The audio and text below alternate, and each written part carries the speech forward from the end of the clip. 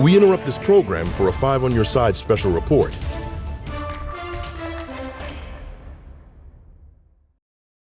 Ready to serve the people of our city, as he's been doing for the last 18 years. His tragic death is unfair and unjust, and my heart is with his family, his friends, his colleagues at the St. Louis Metropolitan Police Department, and our entire community and region tonight as we mourn his loss. I was able to visit with his family today, with his wife, his mother-in-law, and his 2 children, and expressed our deepest condolences. I ask that you join me in prayer for them and our entire community during this difficult time. We also have a memorial police car available at the North Patrol Station on Union Boulevard, where you can lay flowers in honor of Officer Lee. And I want to express my deep, deep gratitude to the men and women of the St. Louis Metropolitan and first responders with the St. Louis Fire Department and the team at St. Louis University Hospital for their determination and care in trying to save Officer Lee's life. Their quick action is a testament to their bravery. In times like these, I am reminded of the Gospel of Matthew. Matthew 5:4 reads, "Blessed are those who mourn, for they will be comforted."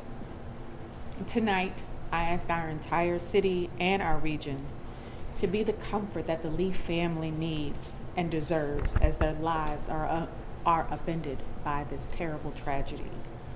Thank you, and God bless you all. And now I'm going to turn it over to Chief Robert Tracy. Thank you, Mayor. What a tragic and sad day.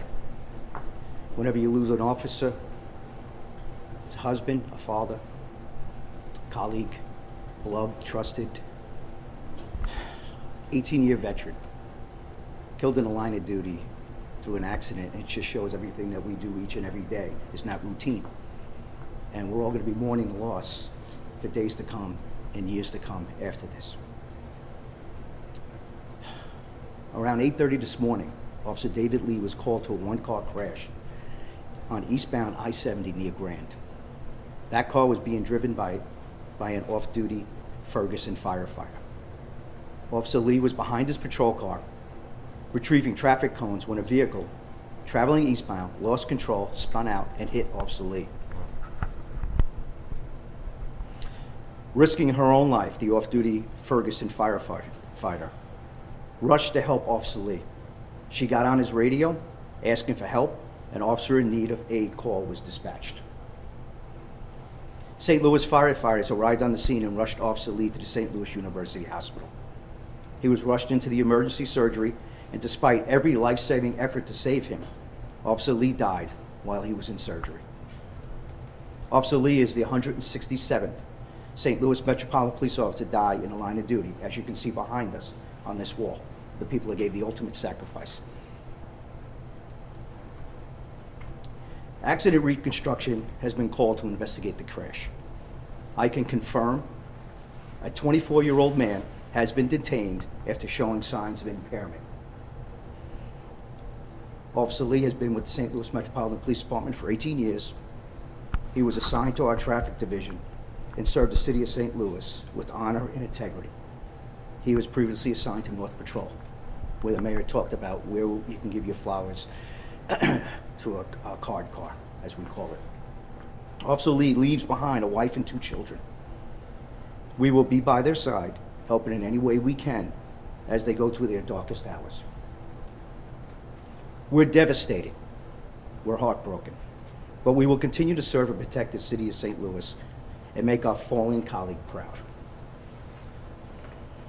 We're incredibly thankful for the off-duty Ferguson firefighter, the police officers that were on the scene to help assist our colleague, St. Louis Fire Department, St. Louis University Hospital, St. Louis Police Wives Association, Backstoppers, and the St. Louis Foundation, and the entire St. Louis region for their outpouring support from all over, far and beyond nationwide, the calls that I've been receiving all day long to help support us in a time of our need.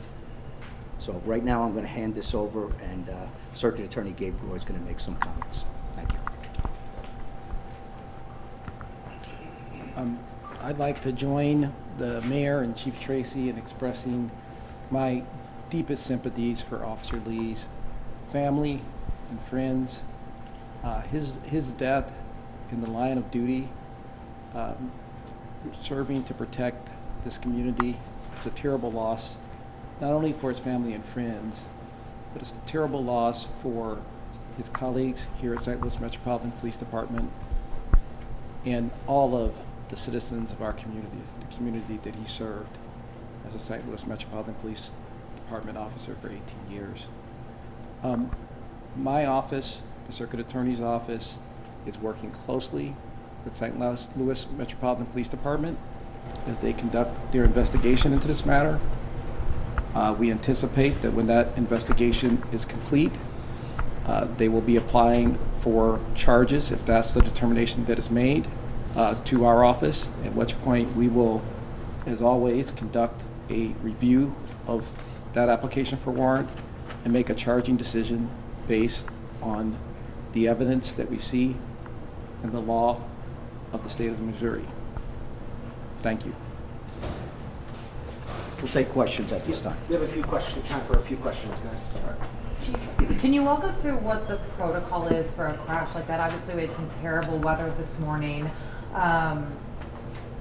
You know, I don't know. I guess the question is on that protocol. Could there have been another officer there to assist? Was there, in what lane was that initial crash in?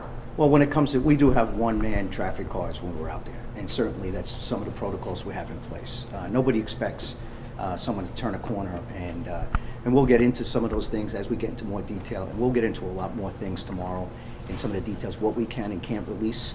Still under investigation. We have a person in custody, and right now, because a person has not been charged yet, we have to make sure that we're very careful in what we talk about. But I could talk about protocols because our commander, Paul Lauer, is here, and he's the commander of our traffic division. So, Paul, would you like to just step up and give some protocols on an accident that we have, and what we do, and how we handle these things?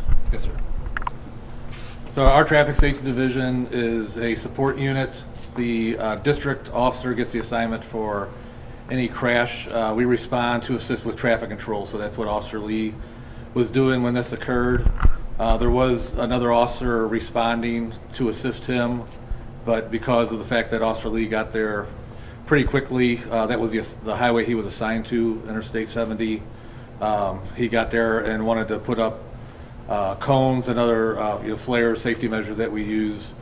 He also has red lights and an arrow stick, trying to make it visible to protect not only the motorist that had the initial crash, but also for him and for any other motorists that were approaching, to try and give them, that visibility to see, to move over.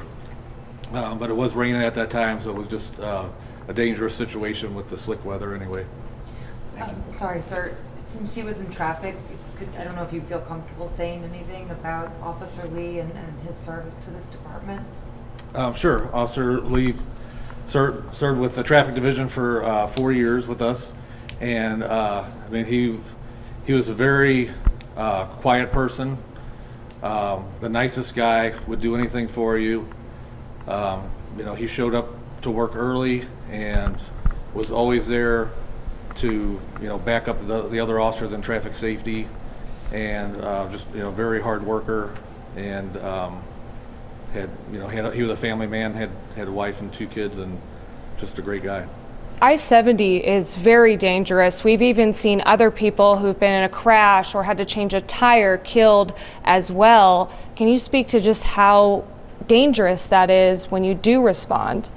Certainly, and any interstate that we're working, we know there's curves, visibility is an issue. So our officers assigned to traffic safety do have, like I said, that equipment to help with visibility. They do have that training for setting it up. He had just responded, was just initially trying to get that set up. So it's definitely the interstate is just a dangerous place to be. So, I mean, he's just doing his job. Chief Tracy, you said the person that was responsible was impaired. Was that impairment due to drugs or alcohol? You know, the original responding officers, we actually, before we test, but even when we have a critical incident where there is death, we usually, through our protocols, will do toxicology and make sure when that comes back. But at the time, just in the first, I'd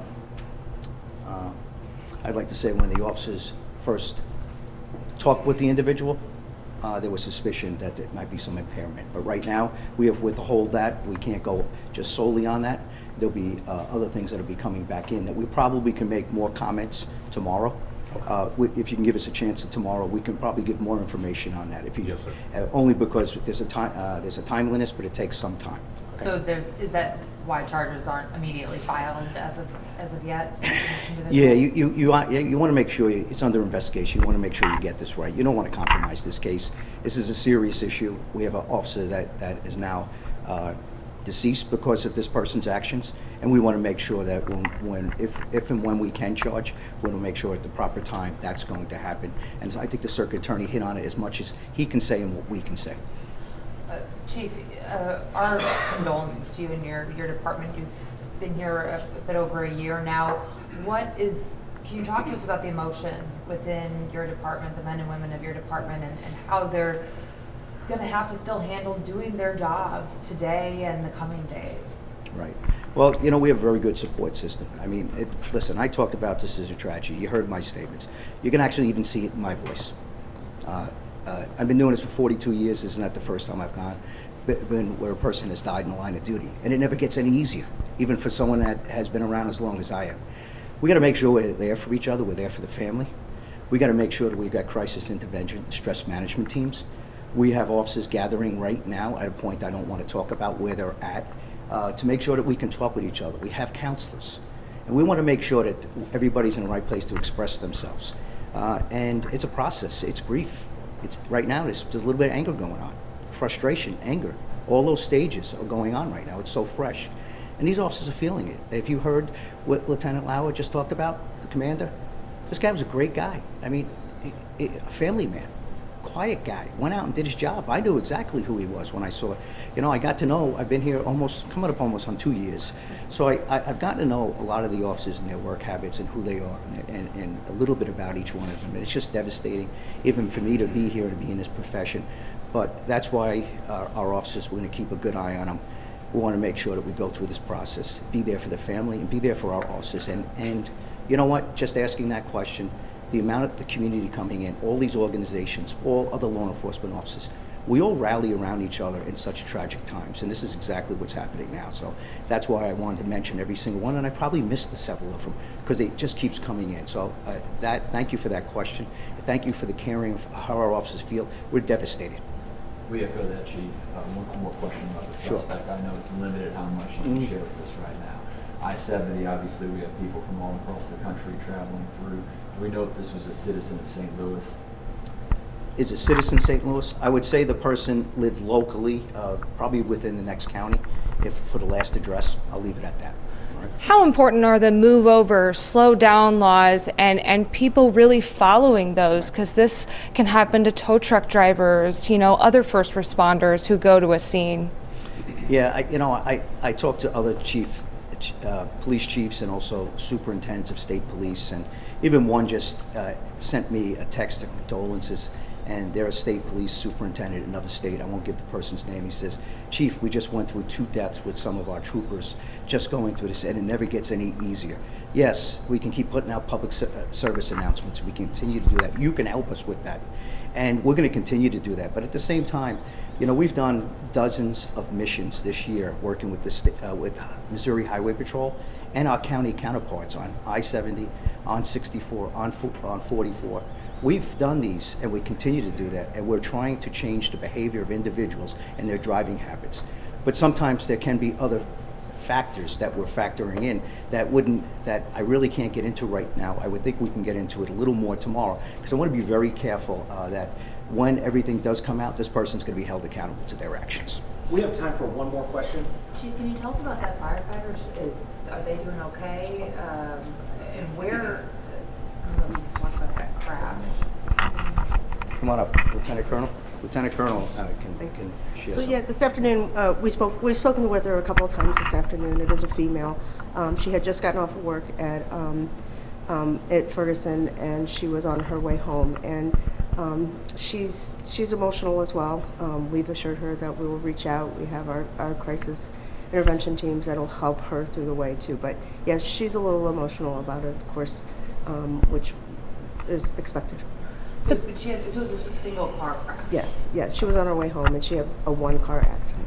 The public All right, probably guys, wants thank to. you very much. We'll provide updates as we get them. Obviously, it's still very fresh for us. We still have a lot more things that we have to investigate. We will try and provide another update sometime tomorrow morning, early afternoon. As soon as we narrow down that time, we'll pass that along, okay? Currently, the mayor and the chief plan on going to the North Patrol Memorial Card.